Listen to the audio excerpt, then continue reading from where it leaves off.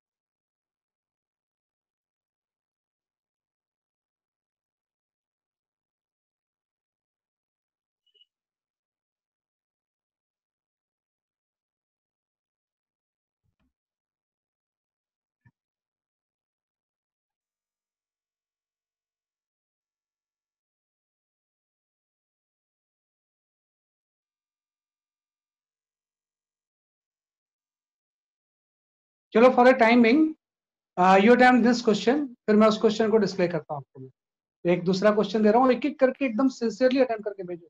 जो भी क्वेश्चंस मैं दे रहा हूँ यहाँ पे एकदमली सिंसियरली इसको अप्रोच करो आप। आज आपको पूरी चीजें आ जाएंगी इसकी, जो भी चीज थोड़ी बहुत बची होगी you will be able to cover it, है ना। आज के बाद आपके काइनेमेटिक्स में कोई भी चीज बच नहीं जाएगी, ऑल विल बी नोइंग, है ना। ये आप सब कुछ पता होगा, ठीक है। You can go for this question, है ना। रेन एंड मैन क्वेश्चन है।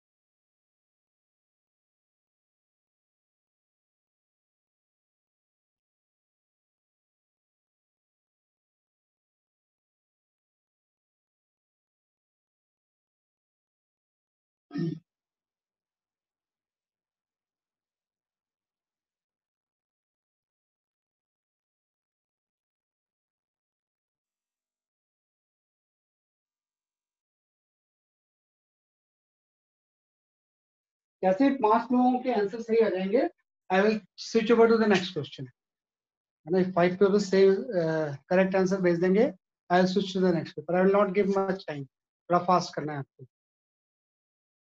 Arushi, your answer is correct. Ayesha, your answer is correct.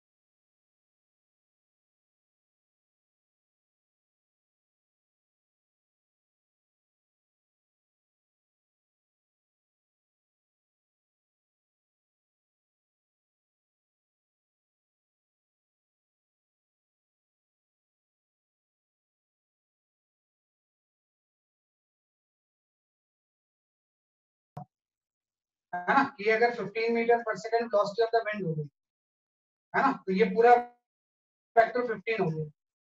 इसकी वजह से ये रेन एक्चुअली में विद रिस्पेक्ट टू ग्राउंड इस एंगल.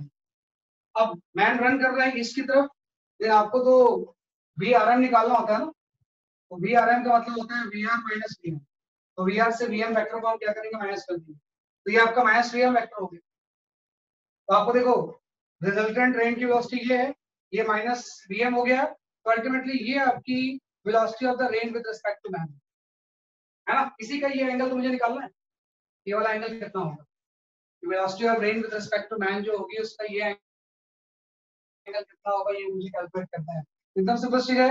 आपको ये 20 है, ये पूरा 15 था, और ये जो वेलोसिटी ऑफ द मैन है ये आपको 5 दिया, है ना? तो अल्टीमेटली ये आपका जो बच गया वो 10 ही तो बच गया, है ना? ये वाला कितना बच गया, बच गया आपका 10. तो उसके बाद आप tan थीटा की वैल्यू निकाल लो. tan थीटा की वैल्यू जो होगी वो आपकी 10/20, 0 0 कैंसिल, ये हाफ आ गया. बेस थीटा की जो वैल्यू होगी ये tan इनवर्स हाफ हो जाए. तो tan inverse half is the correct, बिल्कुल सही आंसर है. काफी लोगों ने भेज दिया. नेक्स्ट क्वेश्चन फटाफट ना, बहुत सारे क्वेश्चन आने वाले, बस आप अपनी स्पीड मेंटेन रखना,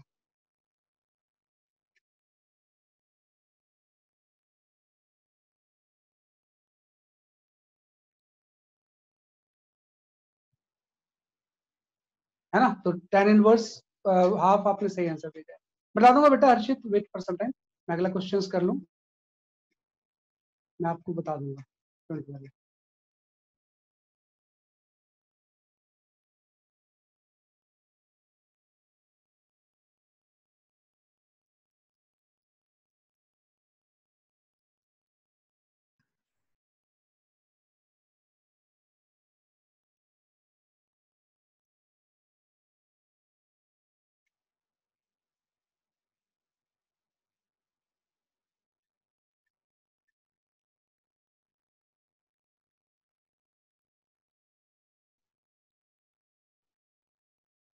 You can go for this question.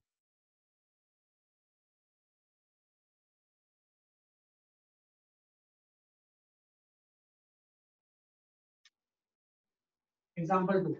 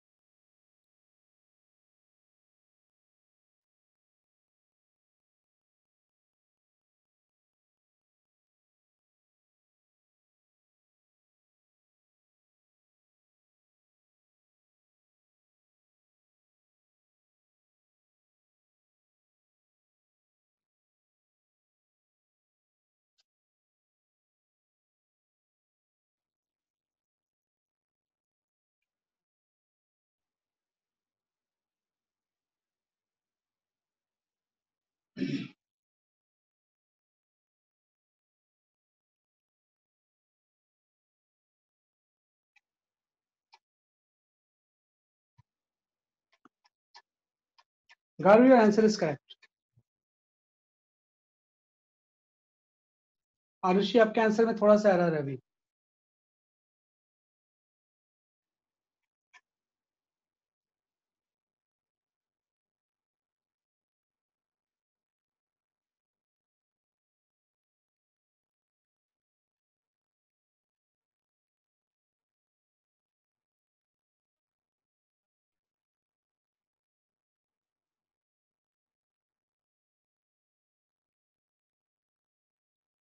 हाँ, आप सही आरुषि, आपका आंसर.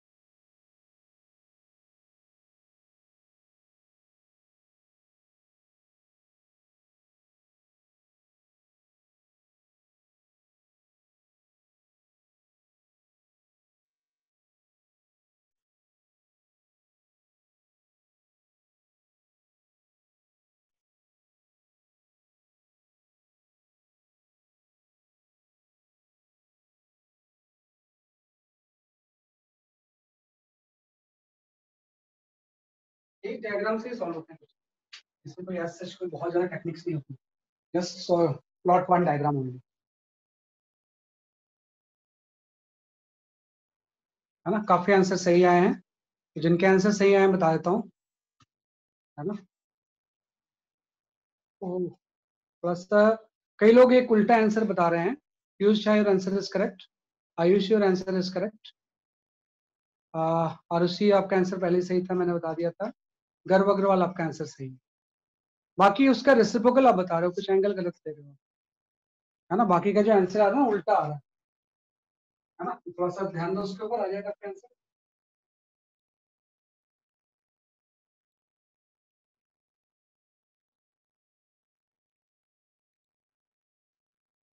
हाँ, आप सही. यथार्थ कुमार सिंह सही आपका आंसर, है ना. यथार्थ Kumar Singh, your answer is correct. ठीक है.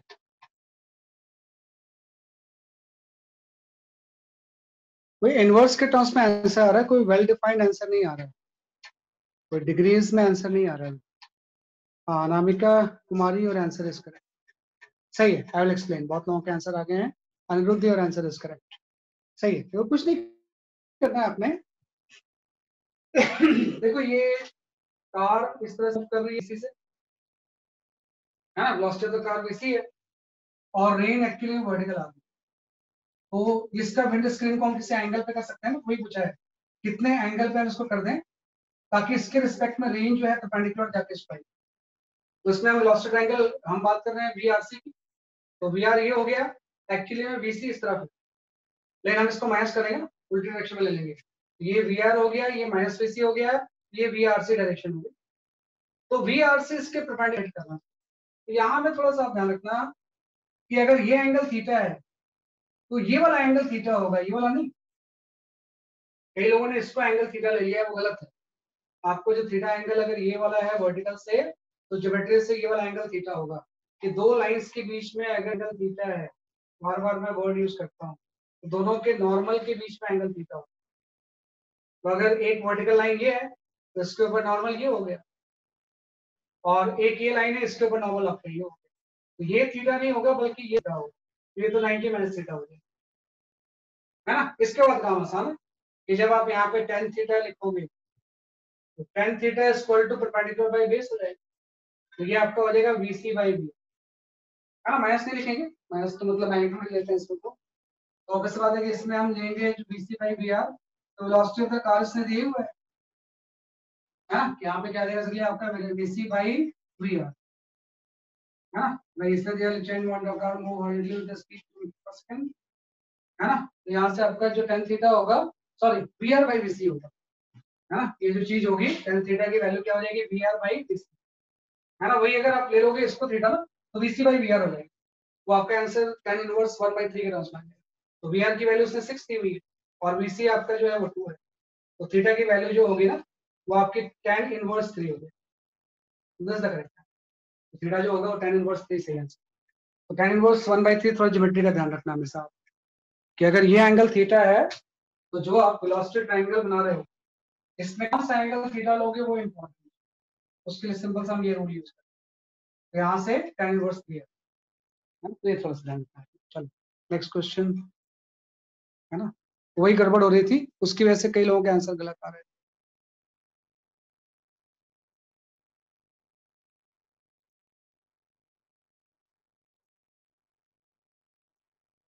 है ना, तो ये हम कर सकते हैं।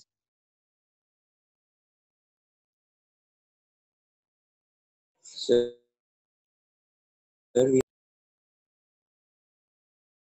बट टेन जब रेशियो ले रहे हैं तो मैग्नीट्यूड तो लेते हैं, ये एंगल आप निकाल रहे हो ना तो परपेंडिकुलर बाय बेस होता है, तो बेस की लेंथ ही तो लोगे ना, तो बेस की लेंथ में निगेटिव थोड़ी आएगा, तो ट्रिग्नोमेट्री रेशियोज निकाल रहे हैं ना, तो लेंथ में फिर निगेटिव का कोई मतलब नहीं, निगेटिव का तो डायरेक्शन से मतलब है, जो मैग्नीट्यूड होगा वो तो सेम ही होगा।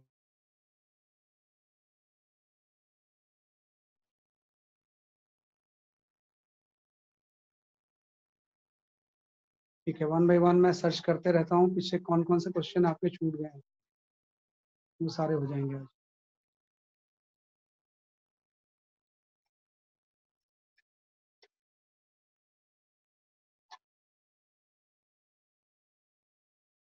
हाँ, you can go for this question. बहुत बड़े क्वेश्चंस नहीं है, छोटे छोटे हैं, लेकिन सारे कंसेप्चुअल क्वेश्चन हैं।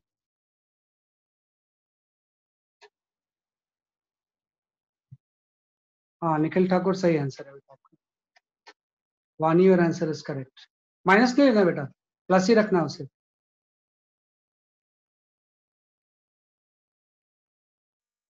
साक्षी अब आपका आंसर सही है।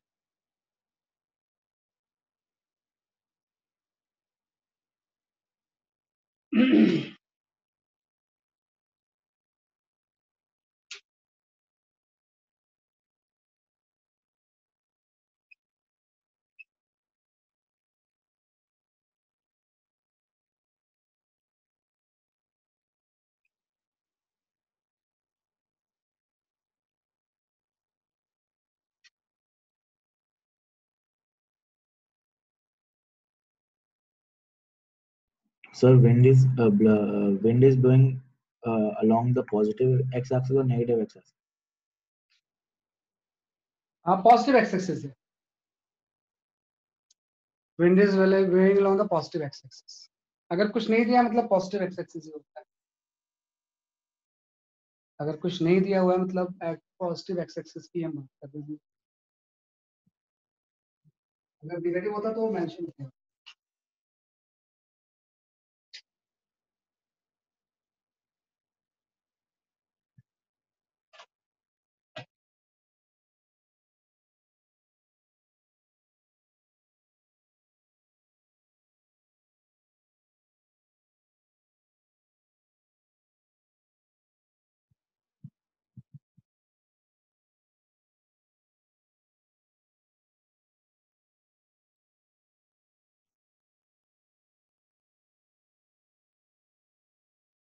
हाँ Ramesh, your answer is correct.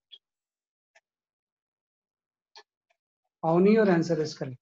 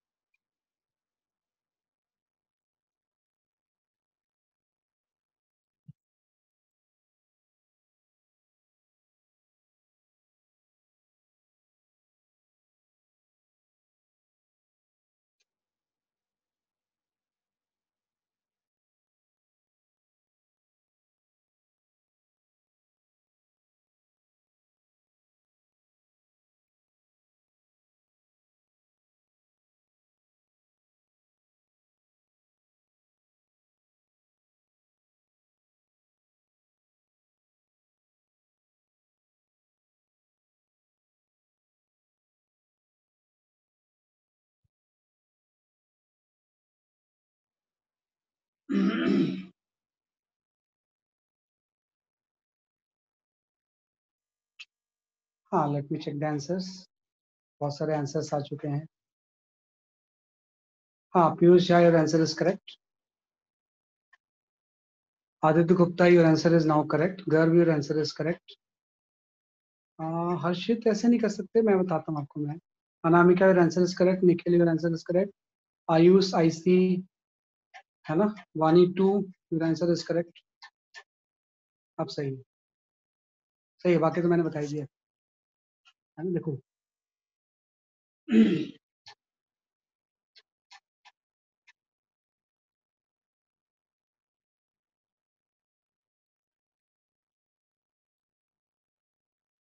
ठीक है, काफी लोगों ने सही आंसर भेजा है ना. इसका आंसर एक्चुअली 6 मीटर पर second is the correct answer. इसका जो आंसर है दैट इज 6 मीटर पर second is the correct answer. आप इसको थोड़ा सा ध्यान दो कि जो आपका आंसर है यू की वैल्यू जो है विंड की स्पीड 6 मीटर पर सेकंड है ना. कि विंड की स्पीड कितनी हो सकती है आपकी 6 मीटर पर सेकंड. तभी वो ए से बी तक पहुंच पाए. अगर ए से बी तक बटरफ्लाई को पहुंचना है तो क्या होगा सकती आपका ये 6 मीटर पर सेकंड. कॉन्सेप्ट क्या है, लाइन ऑफ डेस्टिनेशन. इसी को तो हम बोलते हैं लाइन ऑफ डेस्टिनेशन, जो मैंने एक थर्ड केस आपको बताया था. हाँ, और हम सारी वेलोसिटी निकाल लेते हैं कि विंड की वेलोसिटी यू इस तरफ है और ये 10 आई कैप हो गए, 12 जे कैप हो गए. तो कंपोनेंट फॉर्म में मैंने इसे बना लिया. अब अगर किसी चीज को रिजल्टेंट ये पाथ फॉलो करना है तो कॉन्सेप्ट ये होता है कि इसके परपेंडिकुलर डायरेक्शन में वेलोसिटी के कंपोनेंट कैंसिल होने चाहिए ना. मैं अगर कोई चीज इस डायरेक्शन में जा रही है तो इसके परपेंडिकुलर वेलोसिटी कंपोनेंट होंगे कैंसिल आउट होंगे. तो आप कैंसिल आउट कर लो कि भाई आपको पता है ये 10 और u है तो 10 और u 10 प्लस u हो जाएंगे. इसका इस डायरेक्शन में कंपोनेंट हो जाएगा 10 प्लस u साइन 30 हो जाएगा, है ना. 10 और u ऐड हो गया, 10 प्लस u का कंपोनेंट 10 प्लस u साइन 30 हो गया. ऐसे आप लोग ध्यान दो, ये 12 है, ये वाला एंगल भी 37 डिग्री हो गया क्योंकि ये 37 है तो 53 होगा, ये 37 हो गया. और 12 का कंपोनेंट इस में जो होगा ये आपका 12 cos 30 बनेगा. क्या करना आपने क्या किया, किसी भी चीज को अगर यहाँ इस डायरेक्शन में जाना है तो परपेंडिकुलर डायरेक्शन में उसके वेलोसिटी का कंपोनेंट क्या होना चाहिए, कैंसिल होना चाहिए. तभी तो ये पाथ ही फॉलो करेगा, है ना. तो अल्टीमेटली ये जो कंपोनेंट होगा उसको ये कैंसिल करना चाहिए. तो आपकी कंडीशन ये आ जाएगी कि 10 प्लस यू साइन 37 डिग्री, ये वाला angle 37 degree, sine 37 degree should be equal to the 12 cos 37 degree, है ना. तो यहाँ से यू की वैल्यू आ जाएगी. तो जब आप यूज करोगे तो यू की वैल्यू 6 मीटर पर सेकंड, है ना. कि लाइन ऑफ डेस्टिनेशन के परपेंडिकुलर डायरेक्शन में वेलोसिटी के कंपोनेंट क्या होते हैं, कैंसिल होते हैं. तो सॉल्व करोगे तो आपका 6 मीटर पर सेकंड. देखो पूरे के पूरे कैनेटिक्स को ना अगर 4 लाइन में लिखना चाहो तो 4 लाइन आपको आना. पहली बात ये है कि सबसे पहले हम इसमें यूज करते हैं इक्वेशन ऑफ काइनेमेटिक्स, जो आप सिंपल क्वेश्चन में करते हैं. Equation of kinematics along x and y separately, x and y separately. पहला स्टेप यही होता है ना कि सेपरेट डायरेक्शन में हम इक्वेशन यूज करते हैं. Second, we talk about the sum graph, भाई ग्राफ के क्वेश्चंस होते हैं। थर्ड है ना, हम बात करते हैं वेरिएबल एक्सप्रेशन की। भाई वेरिएबल एक्सप्रेशन हम तब यूज करेंगे जब इक्वेशन और कैसे हम यूज नहीं करते, है ना, तो उस केस में हम क्या यूज करेंगे, वेरिएबल एक्सप्रेशन। लेकिन मैं देख रहा हूँ आपका जो सोल्यूशन होता है ना बड़ा लेंथी होता है, बहुत लंबा लंबा आप सोल्यूशन करते हो, है ना, जबकि फिजिक्स में मेरा मानना है कि 2 लाइन से लंबा क्वेश्चन का सोल्यूशन नहीं होता, 3-4 लाइन का ही होता है। वो लंबा इसलिए करते हो क्योंकि अभी तक आपने ना रिलेटिव वेलोसिटी को इनकॉर्पोरेट नहीं किया, है ना, तो अपने सोल्यूशन ना रिलेटिव वेलोसिटी जरूर इनकॉर्पोरेट करना। क्योंकि स्टार्टिंग में जो आप करते हैं ना वो रिलेटिव वेलोसिटी यूज नहीं करते। अब जैसे दो बॉडी का मोशन होगा तुरंत रिलेटिव वेलोसिटी का, रिलेटिव वेलोसिटी जैसे आप इनकॉर्पोरेट करोगे ना, तो रिलेटिव वेलोसिटी का मतलब वही है कि एक को अगर हम ये रिलेटिव वेलोसिटी ले लें तो दूसरे को आप रहो, तो अपने आप वो सोल्यूशन हो जाए। आज की क्लास के एम भी है कि ये 4 चीजें मोस्टली समझ पाओ, है ना, कि किस तरह से हम इस चीज को क्या करते हैं, यूज करते हैं। तो ये जिस हमने निकाल दिया, है ना, तो एकदम टू द पॉइंट आंसर लाऊंगा, है ना। तो अब आपका आंसर ये। चलो नेक्स्ट क्वेश्चन पे आते हैं। कुछ और लोगों ने सॉल्यूशंस वगैरह भेजे हैं, है ना। हाँ ये आपका 6 मीटर पर सेकंड। इसी 4 लाइन पे हम सारी चीजों को क्या करते हैं, कंसिडरेट करते हैं, है ना। उसी को आपको थोड़ा सा स्पीड के साथ अप्लाई करना।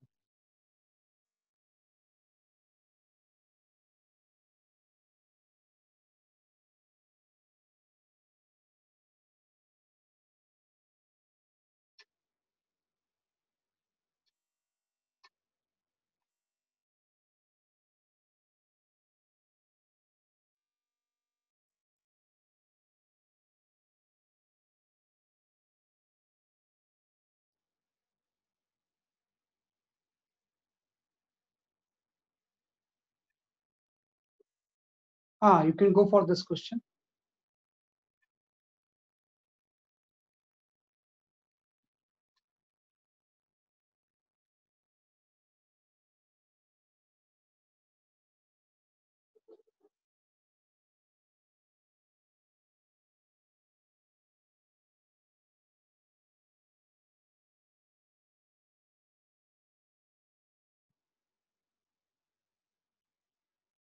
Which option is correct?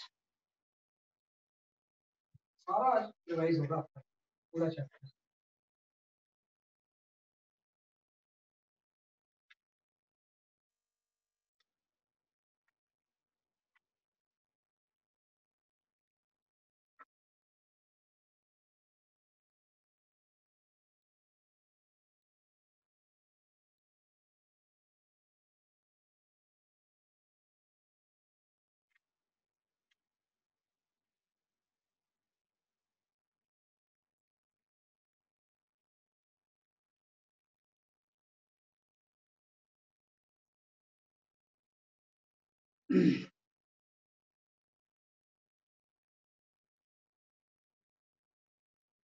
Anamika, your answer is correct.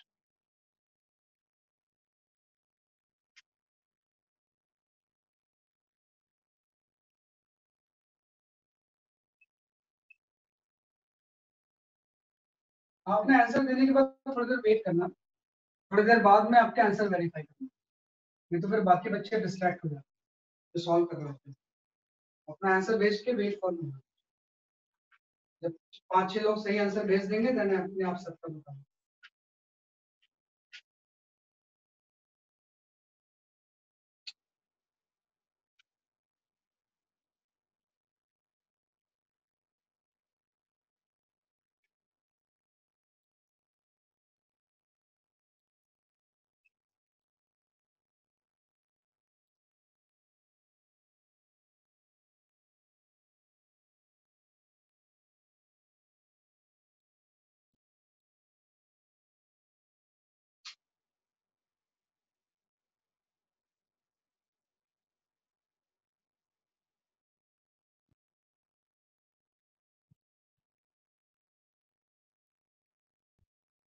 हाँ, काफी लोगों के आंसर सही आ चुके हैं, है ना। Now I can explain.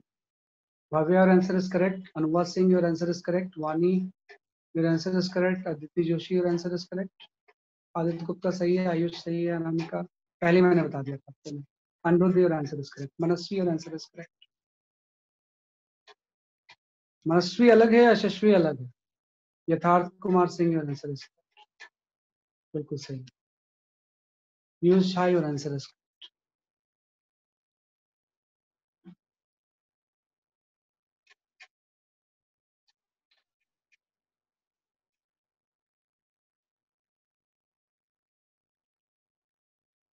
है ना? ठीक बता रहे हैं, है ना? मोस्टली आंसर्स कर रहे हैं आपको, कुछ नहीं करना, सिंपल इंटीग्रेशन।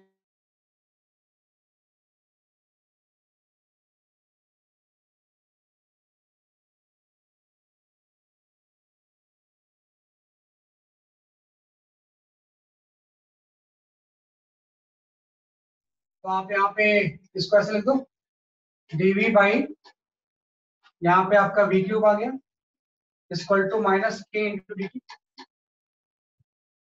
है ना? जब कैंसिल आ गया, इसके बाद आप इसको इंटीग्रेट कर दो। तो जब कट ऑफ किया था, जब टाइम 0 था, तो वेलोसिटी कितनी थी? v नॉट थी, और किसी t टाइम पे आपको वेलोसिटी निकालनी है। ये तो केस होगा, मैं dv के नीचे v को लिया है, dt को इधर ले गया और लिमिट्स पुट कर दी। अब ये dv बाई v क्यूब का इंटीग्रेशन होगा कितना? मतलब v minus cube into dv को हम इंटीग्रेट कर रहे हैं, ये आपका हो जाएगा v minus 3 plus 1 divide by minus 3 plus 1, है ना? मतलब ये आपका जो चीज हो जाएगी, ये आपकी हो जाएगी माइनस 1 बाई 2v स्क्वायर। ठीक हो जाएगा, इसको इंटीग्रेट करेंगे तो माइनस 1 बाई क्या हो जाएगा? 2v स्क्वायर हो जाएगा। तो यहाँ पे आप तो बाहर ही आ गया माइनस हाफ, और यहाँ से आप 1 बाई वी स्क्वायर की लिमिट पुट कर देंगे, वी नॉट से लेके वी तक, इक्वल टू माइनस के, इधर तो टी आ जाएगा। बस क्वेश्चन सॉल्व हो गया। v की जगह पहले हम v पुट कर देंगे, माइनस v की जगह पे V naught square, equal to इस 2 को उधर मल्टीप्लाई कर देंगे, तो ये आपका 2 kT बन जाएगा। इसके बाद आप v की वैल्यू निकाल लो इधर उधर करके। तो मेरे ख्याल से इसका ऑप्शन जो सही था that was the D option, है ना? तो जस्ट आपने इसमें क्या यूज किया, ये मैंने बताया आपको, वेरिएबल एक्सप्रेशन में हम इंटीग्रेशन यूज, है ना? वेरिएबल एक्सप्रेशन में हम क्या कर लेंगे? Integration use.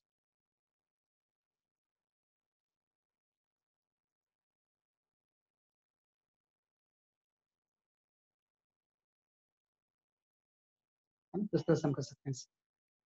चलो नेक्स्ट क्वेश्चन।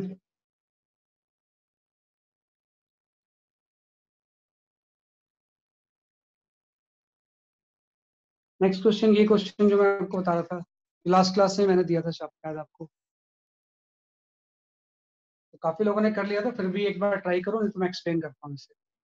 भाई ग्राफ तो कुछ भी हो सकता है, ग्राफ को जरूरत थोड़ी कि वेलोसिटी टाइम, एक्सेलेरेशन टाइम और डिस्प्लेसमेंट टाइम ही होगा, वो तो आप जानते हो, उसको तो हम एरिया एंड स्लोप से कर लेते हैं।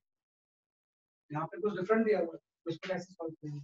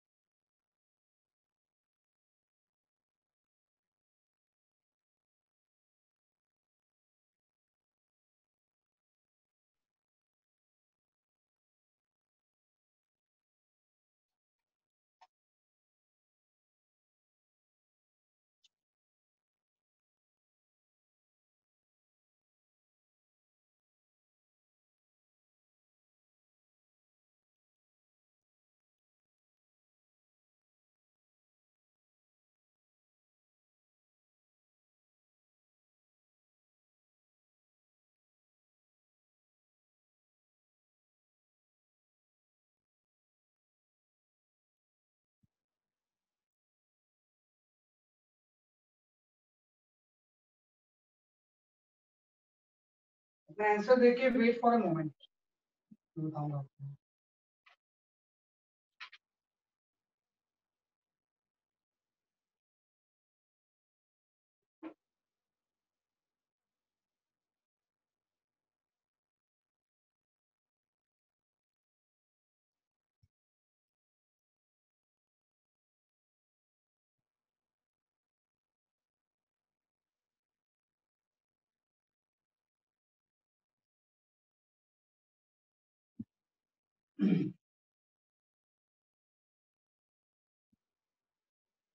पांच आंसर आए तो हैं, लेकिन सही है नहीं सही देख लेता हूँ मैं।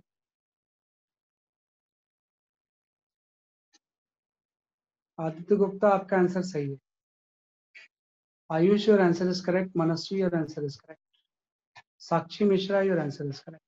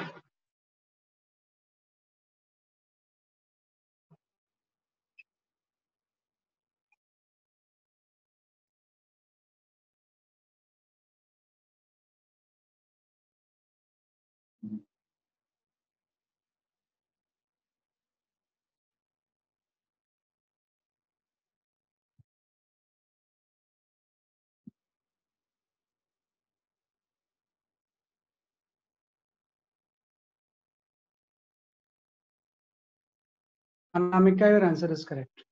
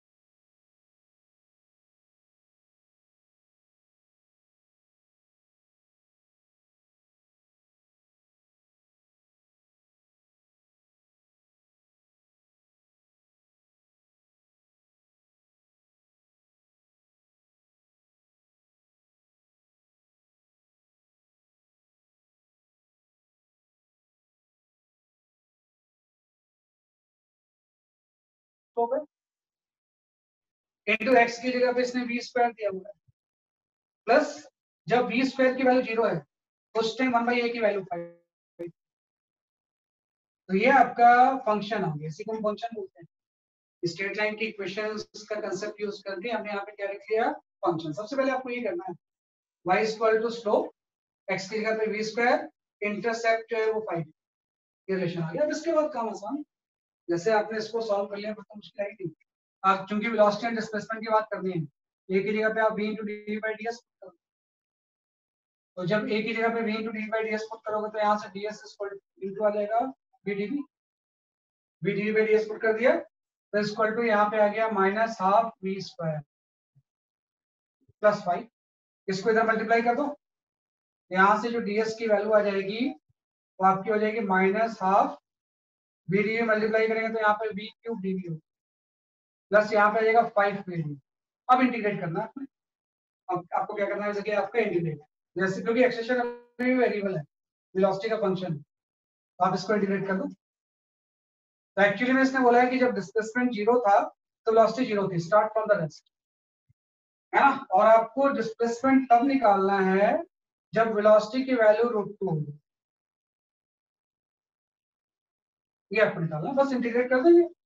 तो यहाँ से डिस्प्लेसमेंट की जो वैल्यू आएगी ना, यहाँ से आप इंटीग्रेट कर दोगे तो ये आपका आ जाएगा v4/4, है ना। यहाँ पे आपका आ जाएगा v4/4, लिमिट 0 से लेके √2 तक, प्लस यहाँ पे हम इंटीग्रेशन की लिमिट लेंगे तो ये आपका हो जाएगा v²/2, है ना, लिमिट 0 से लेकर √2 तक। बस हो गया सॉल्व। इसमें लिमिट आप पुट करोगे, आपका जो डिस्प्लेसमेंट की वैल्यू आएगी वो 9/2 आ जाएगी, है ना। लेकिन आपको तो ट्वाइस ऑफ डिस्प्लेसमेंट निकालना था, इसका क्या होगा आंसर। तो कोई भी ग्राफ हो हम ऐसे प्रोसीड करते हैं, कुछ आइडिया तो ठीक है, स्ट्रेट लाइन की क्वेश्चन में सॉल्व करने है ना, एरिया, स्ट्रेट लाइन की इक्वेशन, इस सब का सारी चीजें हम सॉल्व करते हैं। तो लास्ट क्लास में मैंने दिया था, लेकिन उस दिन हो नहीं पाया था। तो the must question, I must explain this question. ऐसे बहुत सारे क्वेश्चंस छूट गए हैं, है ना, तो वो सही नहीं है, उसको आप जरूर करो।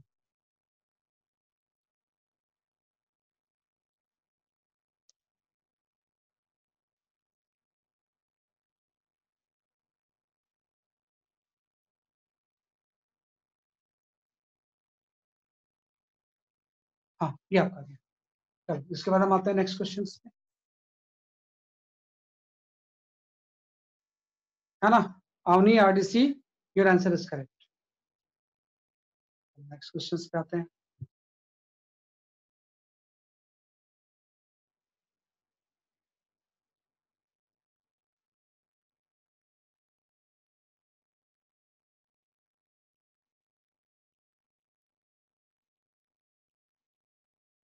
है ना, एक लाइन से मैं उसको कर रहा हूँ,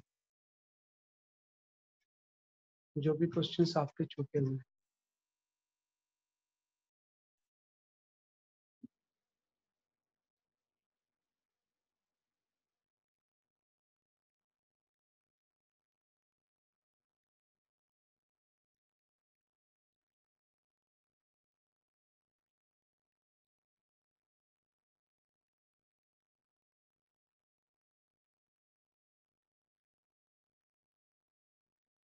You can go for this question.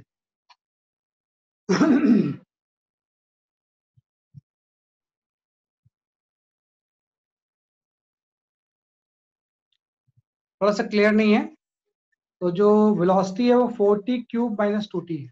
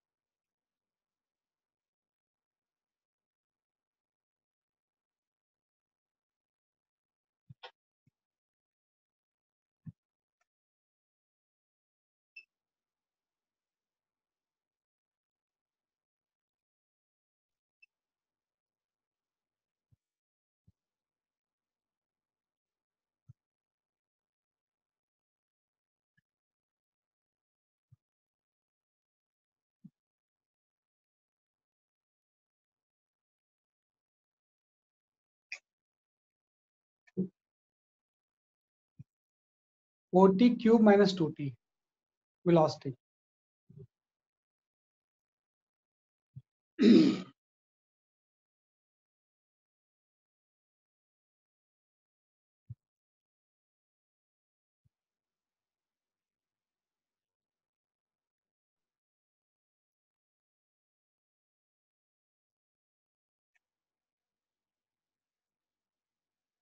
Aditya, your answer is correct. Bhavya, your answer is correct.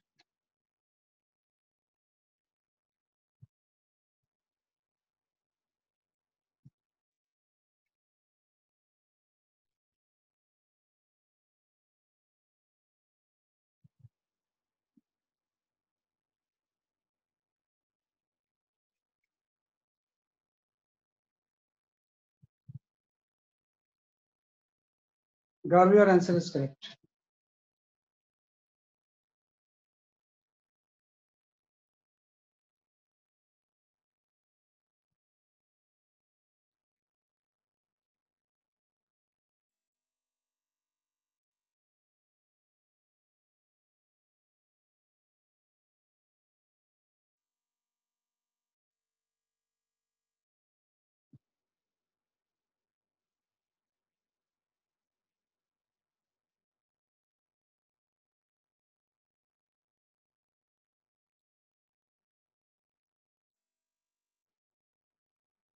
हाँ, Ayush, your answer is correct.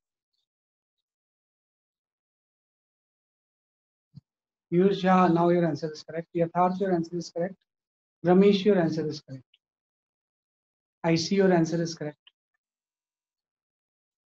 निहाल, अभी सही नहीं है आपका। हाँ, सही। Arushi Dhawan, your answer is correct.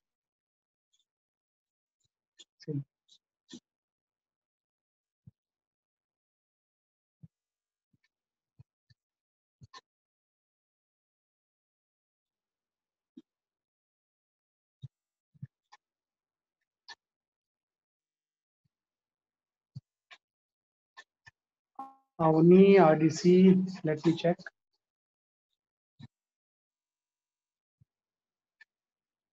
Kartikeya त्यागी, आपका आंसर सही है. Avni, RDC, your answer is correct.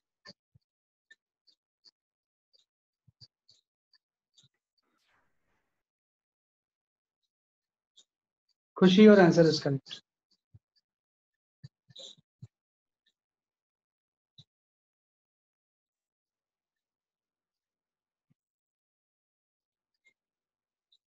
ठीक है, चल. I will explain this question.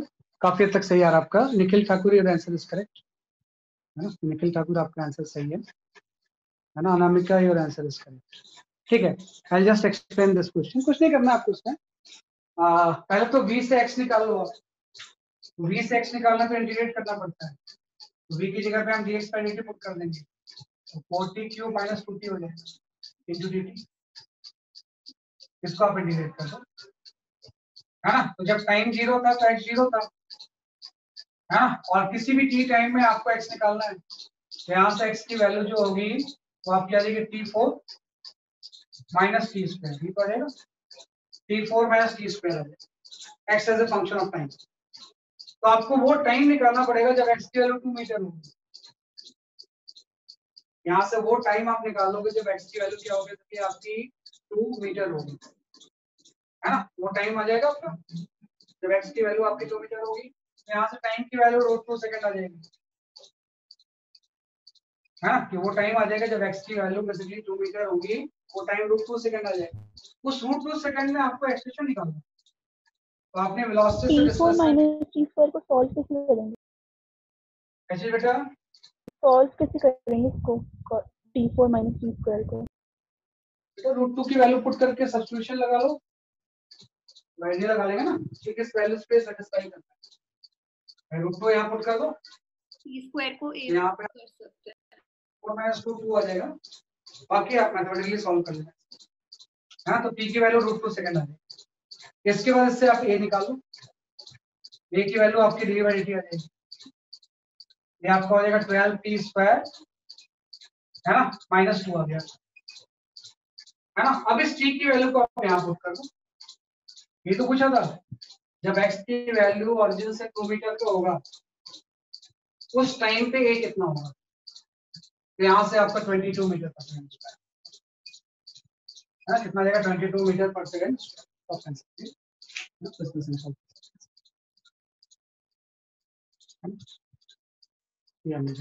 चलो नेक्स्ट क्वेश्चन.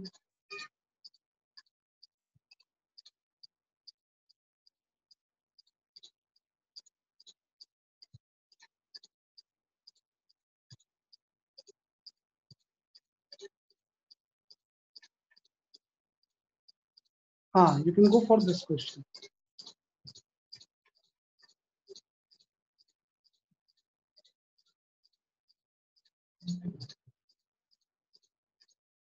हाँ, Vani, your answer is correct.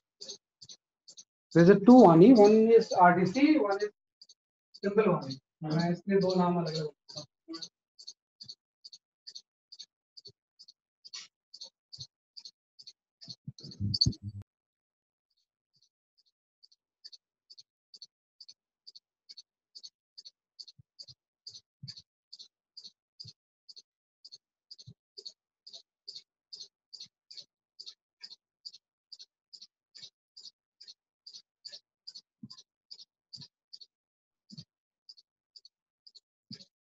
Suhana, your answer is correct.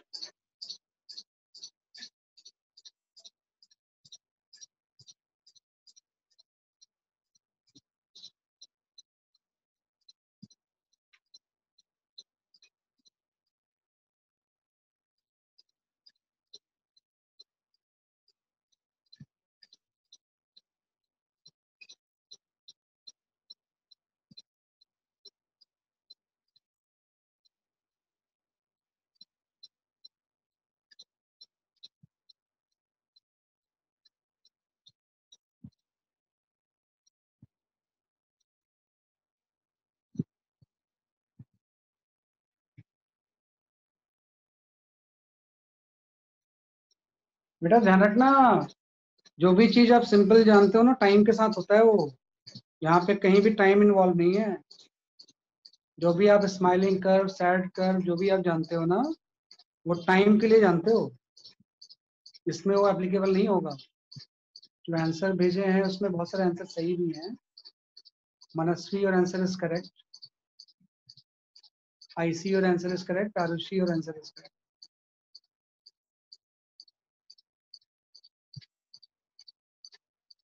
खुशी Yadav, your answer is correct.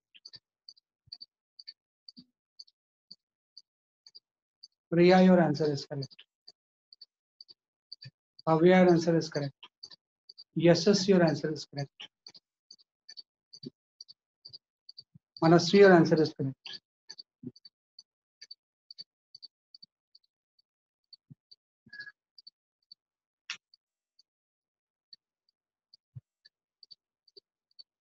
Shreyasi, your answer is correct.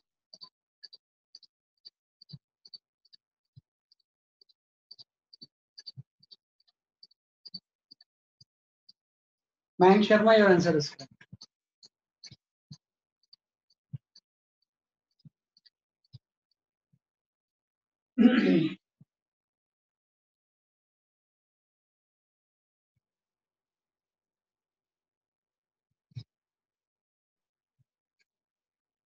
ठीक है, काफी लोगों के सही आंसर हैं। Actually C option is the correct option, है ना, कि इसमें जो सी ऑप्शन है, Vani, your answer is correct. Sakshi, Ayush, सबके आंसर सही है। सी ऑप्शन इज करेक्ट, है ना, सही बता रहे हैं, है ना। जो सी ऑप्शन होगा वो सही होगा, है ना। Aditya Gupta, your answer is correct. देखो कुछ नहीं है, आपको ए वर्सेस एस दिया हुआ है ना, वो एक्सप्रेशन वर्सेस एस दिया हुआ है। A is equal to some K into S हो जाएगा। K is a constant. अगर स्ट्रेट लाइन है और ओरिजिन से पास हो रहा है, A is equal to some K X हो जाएगा ना। हम लिखेंगे A is directly proportional to the X. वही स्ट्रेट लाइन की इक्वेशन है, y is equal to mx plus c, है ना। इसमें m की जगह पे कांस्टेंट आ जाएगा, इंटरसेप्ट 0। अब a is equal to ks से v और as में रिलेशन निकालना है, तो आ जाएगा। a की जगह पे आप v into d by ds put कर दो, इक्वल टू ks आ गया। यहाँ से v dv की वैल्यू क्या आ जाएगी आपकी, ks into ds। अब आप इसको इंटीग्रेट कर दो। तो इसने बोला हुआ है जब डिस्प्लेसमेंट 0 था तो वेलोसिटी 0 है, अदरवाइज आप 0 ले नहीं सकते। इनिशियल वेलोसिटी इसकी 0 है और किसी एस डिस्प्लेसमेंट पे आपको वेलोसिटी निकालनी। इंटीग्रेट करेंगे तो ये तो v स्क्वायर बाय 2 आ जाएगा और ये आपका आएगा ks स्क्वायर। ये कैंसिल। यहाँ से अगर हम इंटीग्रेट करेंगे तो v इक्वल टू आ जाएगा आपका रूट kx। तो v is also directly proportional to s आ गया। तो इसके अंदर आपके स्टेटमेंट हो गया, है ना, कि v जो होगा ये भी किसका डायरेक्टली प्रोपोर्शनल हो गया, जैसे कि आपके s। तो सीधे हम निकाल लेंगे इसे। वो ऑप्शन जो सी था वो सही था आपका आंसर, है ना। सी ऑप्शन जो था that was the correct answer, है ना। ठीक है,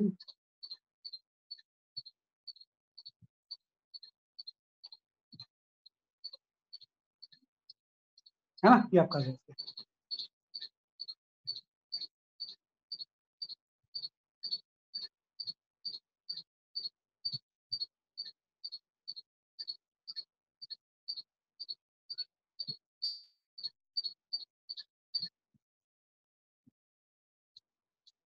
है ना, ये हमने कर लिया। चलो नेक्स्ट क्वेश्चन करते हैं।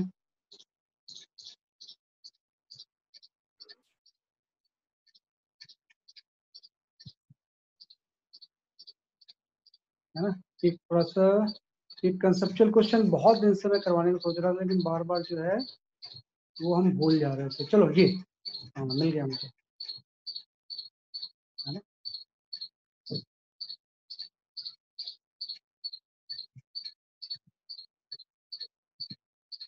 Vx is the velocity along the x-axis and Vy is the velocity along the y-axis.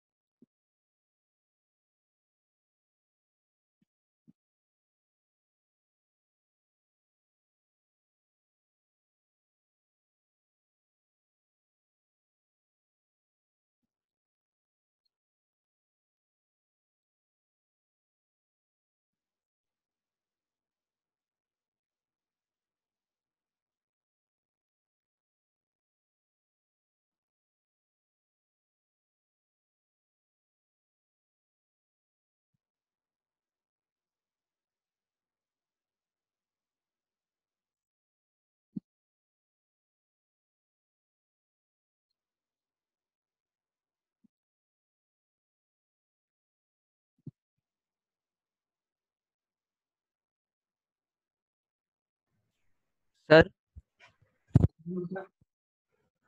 Sir आपने सर ये गुड डे क्यों लिखा है सर? एक चीज बेटा, सर आपने चैट में गुड डे लिखा है ना? ओ गलती से लिख दिया मैंने। Okay sir.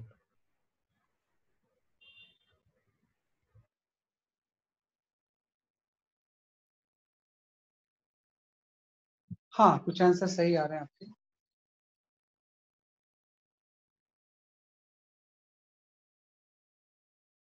भव्या,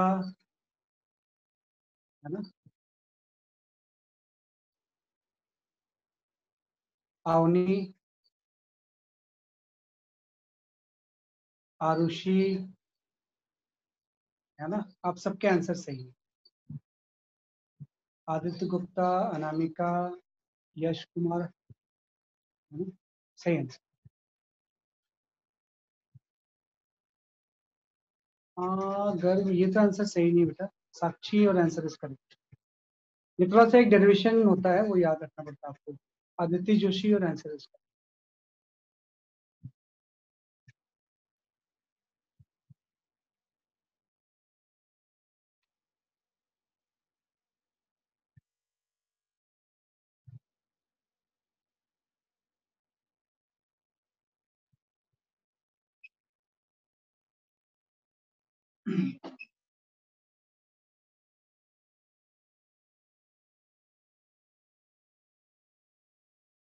ठीक है, काफी लोगों ने सही बोला है। इस क्वेश्चन का जो सी ऑप्शन है वो सही है ना, C option is the correct option, है ना, इसमें जो सी ऑप्शन है that is the correct option, है ना, सी सही है इसका आंसर। यश कुमार झा सही है, लक्ष्य सही है, मल्टीपल नहीं मिला, single correct answer.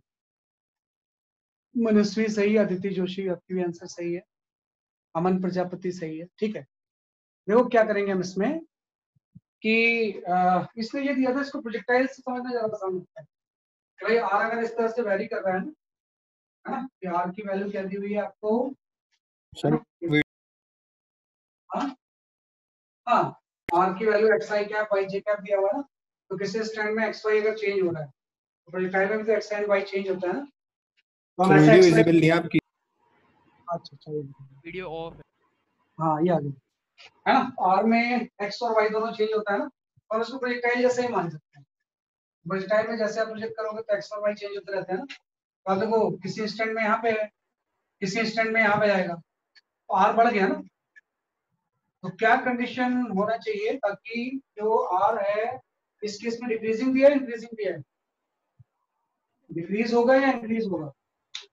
Increase. Increase, नहीं केस बताया, इसलिए केस होना Increase. चाहिए, हमेशा इंक्रीज होना चाहिए।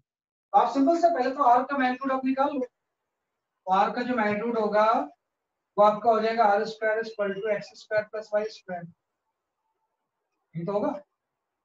अब आर हमेशा बढ़ना चाहिए, आर अगर हमेशा बढ़ना चाहिए मतलब dr by dt जो है that should be greater then 0, ये तो होगा कंडीशन। टाइम के साथ आर इंक्रीज होगा, उसका rate of change of time जो होगा पॉजिटिव होगा, तो dr by dt greater than 0 होगा, इसको डिफरेंशिएट कर दो टाइम के रिस्पेक्ट में। तो आप इसको पूरे को टाइम के रिस्पेक्ट में डिफरेंशिएट करेंगे तो यहाँ से क्या आ जाएगा, twice of R into D R by D, ठीक हो जाएगा। और यहाँ पे क्या देगा आपका बेसिकली आपका कि भाई ये आपका हो जाएगा twice of X into D X by D plus आपका ये हो जाएगा twice of Y into D Y by D, जाएगा ना आपका। इस पूरे को अगर आप डिफरेंशिएट करोगे तो डिफरेंशिएट करने के बाद ये सारी चीजें आ जाएंगी, है ना। इस पूरे फंक्शन को हमने क्या कर दिया, डिफरेंशिएट कर दिया, है ना। तो आपको दें कि ये पूरा टर्म अगर 0 से ज्यादा होगा ये वाला, तो मतलब ये टर्म सर डिस्टेंस डिक्रीजिंग था। डिक्रीजिंग था, यस सर। तो लेस देन 0 कर दो यार, है ना। डिक्रीजिंग है तो लेस देन 0, ये इंक्रीजिंग का केस हो गया, है ना। अगर डिक्रीजिंग होगा तो dr बाई dt जो होगा वो आपका लेस देन 0, अगर ये डिक्रीजिंग है, ना। तो ये जो पूरा टर्म होगा dr by dt LHS side पे ना, ये चीज लेस देन 0 हो जाएगी। तो इससे कंडीशन आपकी ये आ गई, कंडीशन क्या आ गई बेसिकली आपकी कि 2x dx by dt plus 2y dy by dt, अगर ये लेस देन 0 होगा तो ये टर्म क्या होगा बेसिकली आपका डिक्रीजिंग होगा। तो यहाँ से 2 कॉमन आ जाएगा, dx बाई dt की वैल्यू हो जाएगी vx velocity along the x axis plus y into dy by dt आ जाएगा, ये आपकी वेलोसिटी हो जाएगी v, that should be less than. तो अगर ये कंडीशन फुलफिल होगा तभी r की वैल्यू टाइम के साथ क्या होगी, डिक्रीज, है ना। तो ये मेरे ख्याल से सी ऑप्शन सही था आपका। इसी में अगर इंक्रीजिंग होता तो आप ग्रेटर देन 0 कर देते। अब थोड़ा सा ध्यान रखना, ये जो टर्म है ना, हाँ ये इंक्रीजिंग डिक्रीजिंग क्या है सर?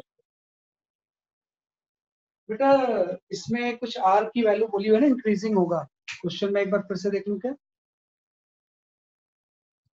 क्वेश्चन में यही तो दिया हुआ है कि भाई क्या कंडीशन फुलफिल होगी ताकि r की वैल्यू इंक्रीज हो या डिक्रीज हो, है ना। ये तो मेरे ख्याल से क्वेश्चन में दिया हुआ था।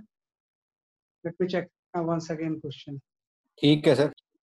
हाँ सही है, एक मिनट मैं चेक कर लेता हूँ क्वेश्चंस को। हाँ ये, हाँ इसने बोला है कि एक्स वाई प्लेन में कोई पार्टिकल मूव कर रहा है, r इक्वल टू एक्स और y ऐसा दिया हुआ है ना।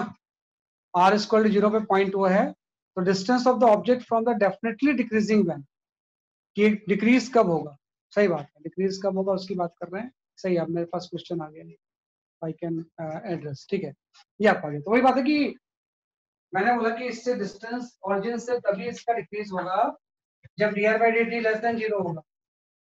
मैंने यहाँ पे कंडीशन अप्लाई कर दी, तो कंडीशन अप्लाई करके ये आ गई, तो आपका सी ऑप्शन सही होगा। अगर इस क्वेश्चन में दिया होता है कि किस कंडीशन में ये डिस्टेंस इंक्रीज होगा, जैसे कि इस डायग्राम में दिया हुआ है, क्योंकि ये डायग्राम जो है वो इंक्रीजिंग के हिसाब से बना हुआ है, तो इस डायग्राम में दिया है तो इंक्रीजिंग की कंडीशन आपकी हो जाती है, X V X plus Y V Y should be greater then.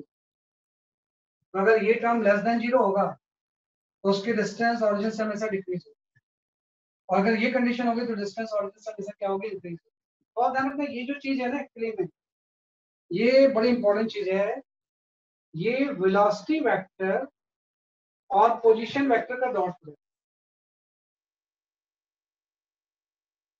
ये क्या है बेसिकली आपका वेलोसिटी वेक्टर और पोजीशन वेक्टर का क्या है बेसिकली आपका डॉट प्रोडक्ट। तो अगर वेलोसिटी वेक्टर और डॉट प्रोडक्ट और पोजीशन वेक्टर का डॉट प्रोडक्ट अगर 0 से ज्यादा होगा, है ना, तो डिस्टेंस इंक्रीजिंग,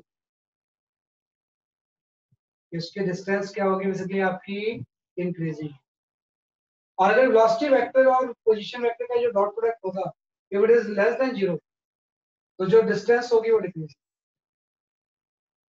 डिस्टेंस क्या होगी बेसिकली आपकी, डिक्रीजिंग, है ना। एक्चुअली में ये जो टर्म है ना, ये वेलोसिटी एंड पोजीशन वेक्टर का डॉट प्रोडक्ट, आप लिख लो कि भाई इस केस में वेलोसिटी वेक्टर को हम ऐसे लिख सकते हैं ना, vx i cap plus vy j, और जो पोजीशन वेक्टर है वो दिया हुआ था आपको x i cap plus y j।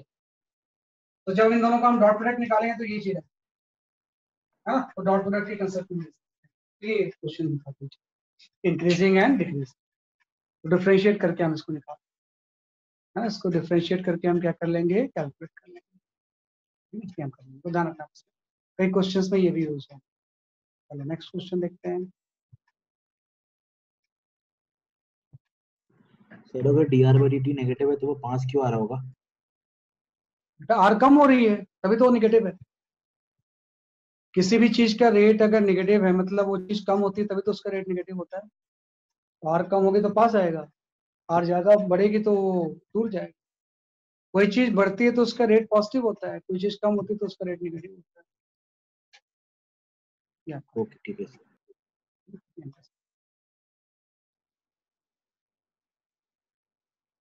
You can go for this question.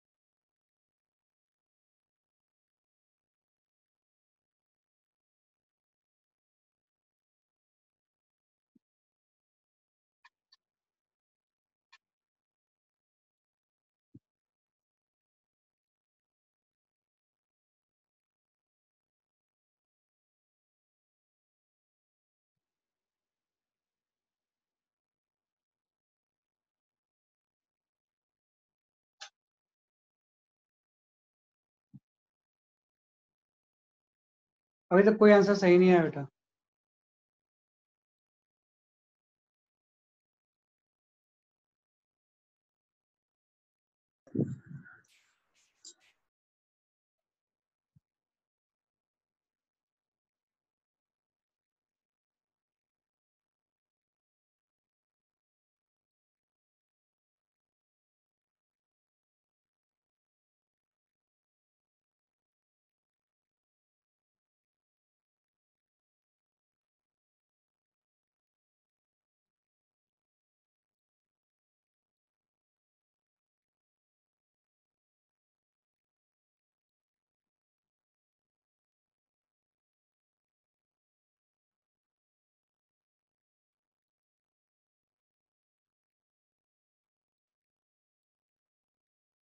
Same velocity नहीं है बेटा। सेम वेलोसिटी होगी तो अलग एंगल में कभी कोलाइड करेंगे ही नहीं, तो डिफरेंट वेलोसिटी होगी। सेम वेलोसिटी अगर एंगल अलग अलग है ना तो कैसे कोलाइड करेंगे?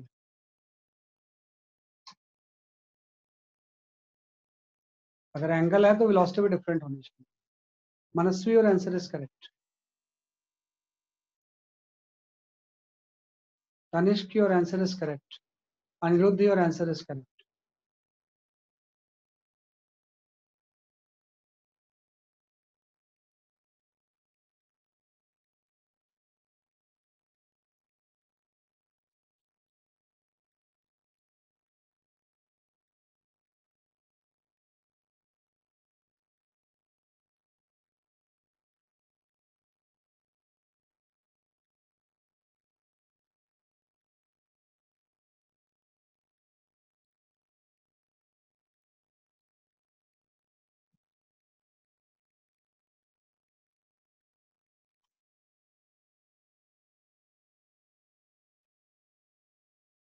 ना, ये आंसर सही नहीं है।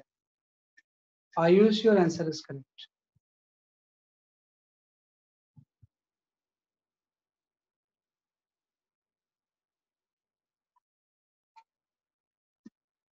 मैं एक्सप्लेन करता हूँ, है ना, मैं एक्सप्लेन करता हूँ। एक्चुअली में ऑप्शन ए इज करेक्ट, है ना। मैं बता देता हूँ देखो कैसे सॉल्व करना है। यही तो मैं बोल रहा हूँ आपको, अपने आप में काइनेमेटिक्स चैप्टर का एम क्या है। इस चैप्टर का एम है थोड़ा बहुत ग्राफ के बारे में समझना और रिलेटिव वेलोसिटी को इनकॉर्पोरेट करना। रिलेटिव वेलोसिटी इनकॉर्पोरेट करना बहुत जरूरी है, अदरवाइज मुश्किल होती जाएगी। तो आप देखो कि इसमें क्या है ना, हम बोलेंगे इसकी वेलोसिटी अज्यूम कर लेता हूँ कि इसकी इनिशियल वेलोसिटी कोई u1 है, इसकी इनिशियल वेलोसिटी जो है वो u2 है। तो अगर किसी जी टाइम के बाद जाना, दोनों जाके ए डिस्टेंस पे जाके कोलाइड कर जाते हैं, तो वो टाइम हम निकाल सकते हैं कि कितना होगा, है ना। टाइम इक्वल टू हो जाएगा horizontal displacement bye horizontal velocity. तो टाइम इक्वल टू हो जाएगा ए हॉरिजॉन्टल डिस्प्लेसमेंट है और वेलोसिटी का हॉरिजॉन्टल कंपोनेंट u1 cos 60 हो, है ना, equal to a horizontal displacement है, अगर वो भी उसी पॉइंट पे आ रहा है तो ये u2 cos 60 है। हाँ, तो अगर दोनों अगर कोलाइड कर रहे हैं ना, तो दोनों के वेलोसिटी का हॉरिजॉन्टल कंपोनेंट सेम ही हो, तभी तो सेम टाइम में सेम डिस्प्लेसमेंट हो। हॉरिजॉन्टल डिस्प्लेसमेंट क्या होगा, जैसे कि आपका सेम है ना, तो दोनों का हॉरिजॉन्टल वेलोसिटी का कंपोनेंट क्या होगा, सेम। तो इससे टाइम की वैल्यू आ गई और ये प्रूफ हो गया कि दोनों चीजें same. Sorry u2 cos cos 30। 30, ये एक 30 डिग्री है। यहाँ से आपका आ गया कि u1 into half should be equal to the u2 into √3/2। यहाँ से u2 की वैल्यू आ गया, u2 की वैल्यू आ गई देखिए आपकी u1/√। भाई u2 और u1 में अगर ये रिलेशन होगा तभी दोनों क्या करेंगे, कोलाइड करेंगे। ये तो मैंने बात की है हॉरिजॉन्टल डायरेक्शन, मैंने वर्टिकल बात की है। अब वर्टिकल में मैं ऐसा कर सकता हूँ, देखो कि मैं v1 को u1 को जब रिजॉल्व करूंगा तो यहाँ से आ जाएगा u1 sin 60 और इसकी आ जाएगी देखिए आपकी u2 sin 60, है ना। तो अगर मैं यहाँ पे वर्टिकल डायरेक्शन में रिलेटिव ले लूं, वर्टिकल डायरेक्शन में रिलेटिव मोशन ले लूं, वर्टिकल में मैं क्या ले लूं, रिलेटिव मोशन, है ना। तो आपको पता है वर्टिकल वर्टिकल डायरेक्शन में जब आप रिलेटिव मोशन लोगे तो दोनों में जी तो लगता है, दोनों में जी लग जाएगा,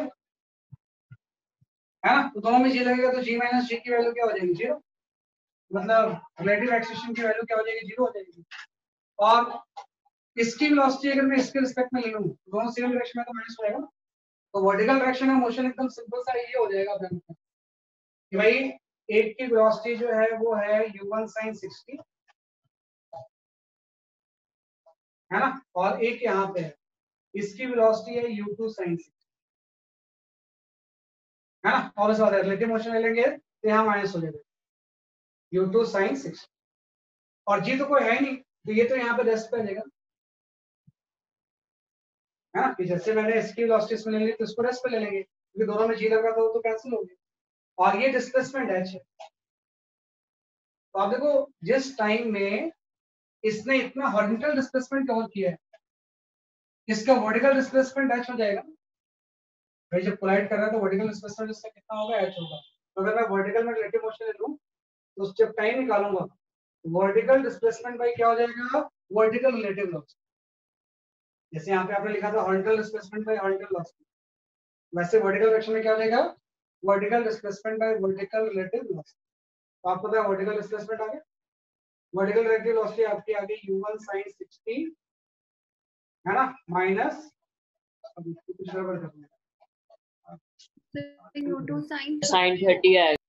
हाँ 30 और 30 डिग्री होगा कैलकुलेशन में, u2 sin 30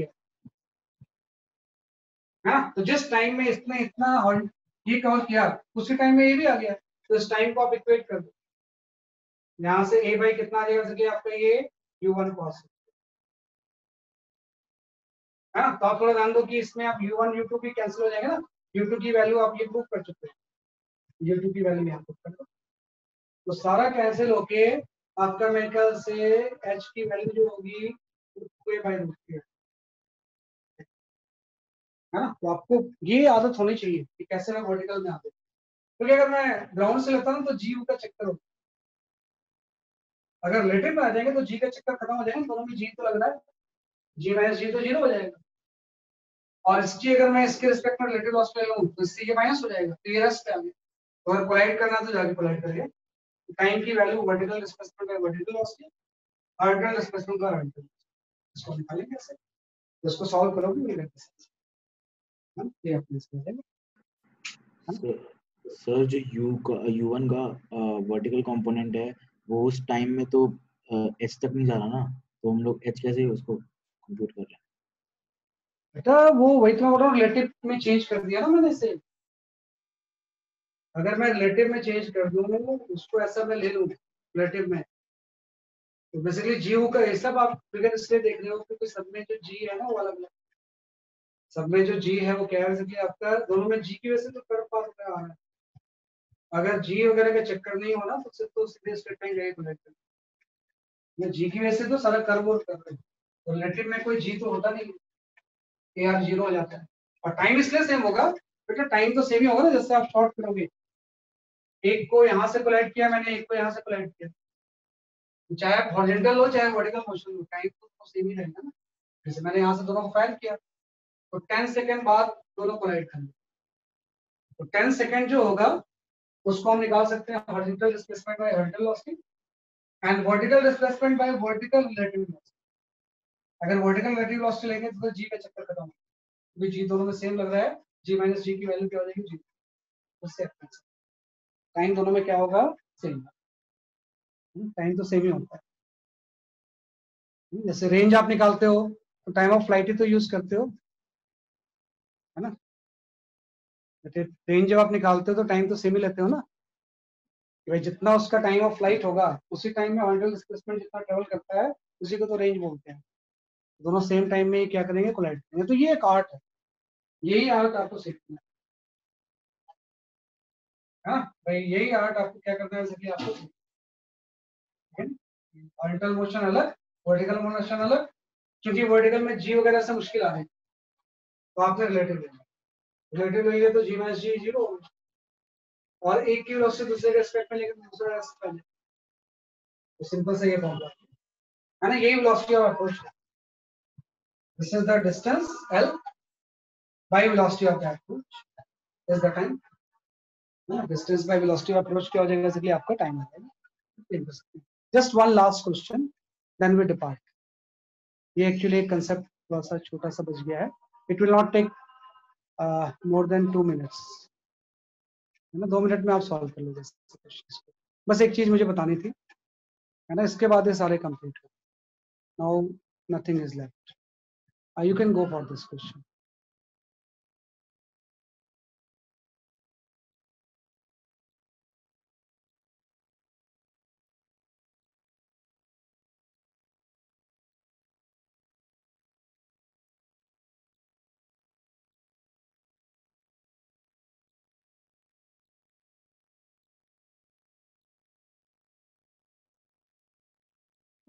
बेटा आपकी जो क्वेरीज है ना पर्सनल मुझे व्हाट्सएप कर देना, तो मैं सही से सॉल्व करके भेज दूंगा, अभी तो बहुत सारे चैट चलती है ना, मैं इस एड्रेस नहीं करती, आप पर्सनल व्हाट्सएप नंबर पे भेज दो, मेल एड्रेस, किसी की भी अगर कोई क्वेरी है इसके रिगार्डिंग।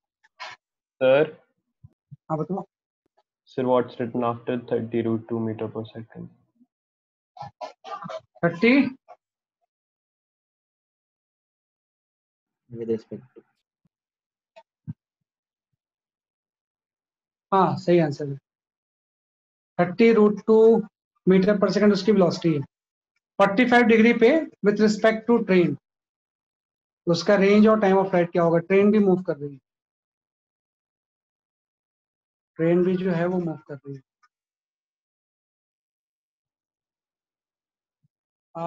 बेटा रमेश आपका टाइम तो सबका सही आ रहा है, लेकिन जो रेंज है सिर्फ आदित्य गुप्ता का सही है, टाइम तो सबका सही निकाला आपने, रेंज जो है वो आदित्य ने सही भेजा, आप भव्या जाना आपका आंसर सही, लेकिन पेशेंस के साथ बस देख लेना, just question।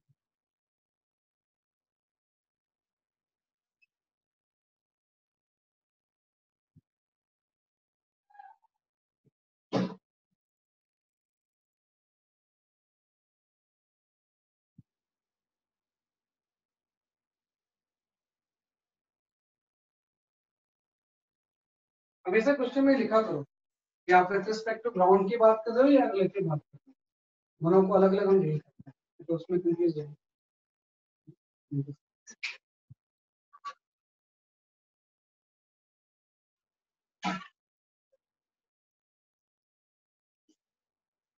साक्षी सही आंसर है आपका।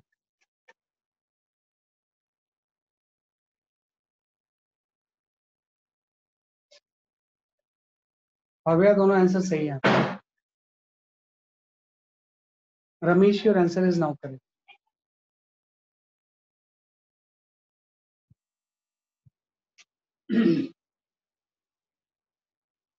Sir angle with respect to train है क्या ये?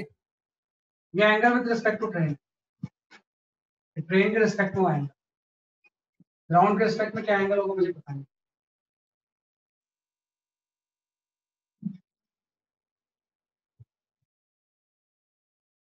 वेलोसिटी और एंगल दोनों with respect to train.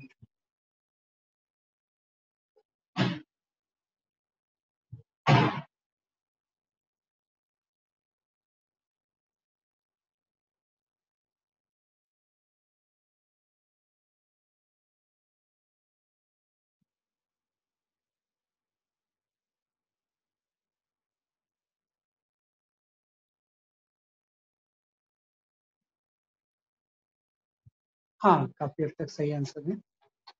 6 second तो सभी का सही आ रहा है,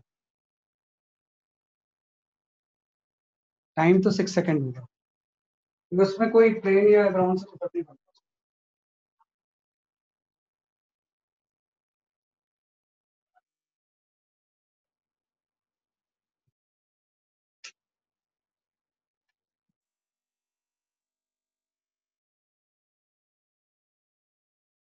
चलो मैं एक्सप्लेन करता हूँ फटाफट क्योंकि अब ज्यादा टाइम नहीं बचा हुआ है। टाइम तो 6 सेकंड सही है, जो इसका रेंज होगा वो 240 मीटर होगा।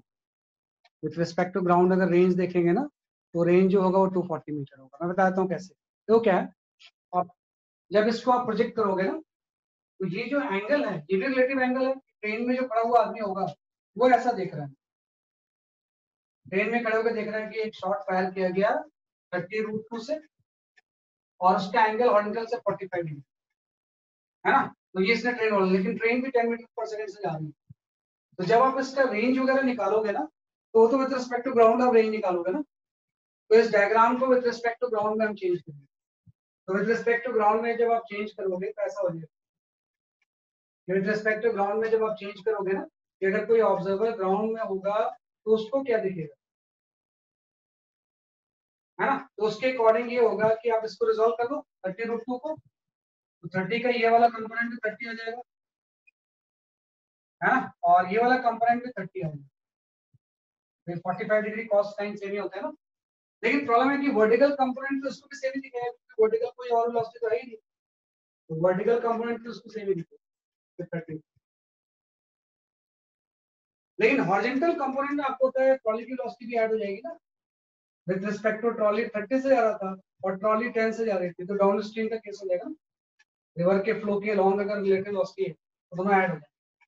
तो अगर मैं इस डायग्राम को with respect to ground plot करूं, विद रिस्पेक्ट टू ग्राउंड ये वाली वेलोसिटी जो हो जाएगी ये 40 मीटर पर। तो ग्राउंड वाले आदमी को 30 ऊपर दिखेगा और 40 इधर दिखेगा। तो इसके अकॉर्डिंग जो टाइम ऑफ फ्लाइट होती है तो हम जानते हैं टाइम ऑफ फ्लाइट 2u/g होती है। u वर्टिकल वेलोसिटी होती है, ये तो हो गया 2 × 30/10, तो ये 6 सेकंड।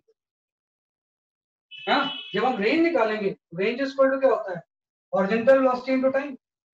हॉरिजॉन्टल वेलोसिटी उसके अकॉर्डिंग तो 30, लेकिन ग्राउंड के अकॉर्डिंग तो 40 होगी ना, ट्रॉली की वेलोसिटी उसमें ऐड होगी, तो 40 × 6।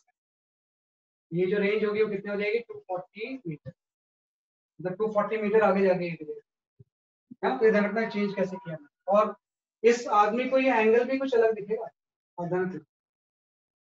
इसके अकॉर्डिंग वो एंगल 45 था, इसके अकॉर्डिंग जो एंगल जब वो निकालेगा थीटा, तो ये जो tan थीटा होगा ये परपेंडिकुलर बाय बेस हो जाएगा 30/50, मतलब थीटा इसको 37। तो इसके ऊपर खड़ा होगा तो ये एंगल 45 दिखेगा, लेकिन जब बाहर खड़ा होगा तो वही एंगल उसको क्या दिखेगा जो कि आपका 37 है। तो इसकी जरूरत नहीं है आपको सिंपल ऐसे भाई टाइम ऑफ फ्लाइट इससे निकाल लिया और डाउन स्ट्रीम का केस अगर ट्रॉली अपोजिट मूव करते तो उसको माइनस, तो इस तरह से। That is all for today. और एज आई सेड कि kinematics chapter has no end, या आप चाहो तो 6 महीना पढ़ते रहो, लेकिन हम ऐसा नहीं करेंगे ना, क्योंकि एग्जाम में तो क्वेश्चन दो ही आने वाले। तो tomorrow will start the next chapter. Bye bye. Have a nice day, sir. Thank you. Thank you. Thank sir. you, sir. Bye bye. Thank you, sir. हाँ, we'll start the NLM tomorrow. Tomorrow we'll start the NLM. Newton's law of motion start करेंगे।